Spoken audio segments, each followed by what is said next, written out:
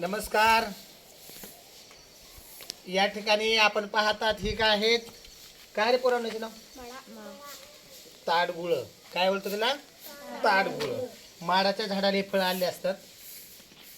आणि या ठिकाणी आमच्या या शाळेच्या बाजूला भरपूर झाडं आहेत. तर आम्ही आज ठरवलं आहे की पोरांना याच्यामधले यामध्ये जे मऊ अशा बिया असतात, खूप मस्त असतात. हे बघा, अशा एकदम खायला गुळगुळीत आणि एकदम गोड असतात. आणि हे उन्हाळ्यामध्ये एकदम थंडगार लागतात. तर हे बाजारामध्ये खूप महाग असतात. जवळपास 100 रुपयाला एक डझन भेटतात. 30 रुपयाला 3 देतात, असे 3. आणि झाडं तर भरपूर आहेत.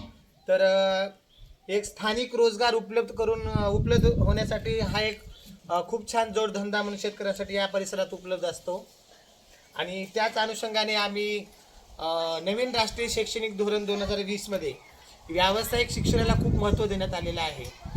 आणि एवढंच नव्हे तर मुलांना त्यांच्या स्थानिक परिस्थितीमध्ये काय जे नैसर्गिक संसाधने उपलब्ध आहेत त्याचा योग्य प्रकारे कशा प्रकारे वापर करता येईल, योग्य प्रकारे, आणि त्यातून रोजगाराच्या संधी कशा शोधता येतील हे बघता आलं पाहिजे.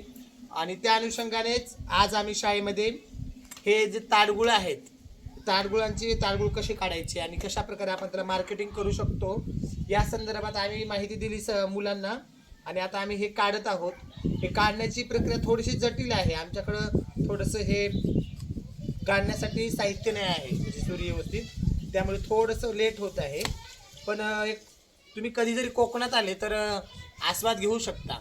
आणि खऱ्या अर्थाने तुम्हाला एक नवीन पदार्थ खायला मिळेल. तर तुर्तास एवढंच. धन्यवाद. आपली शाळा मराठी शाळा.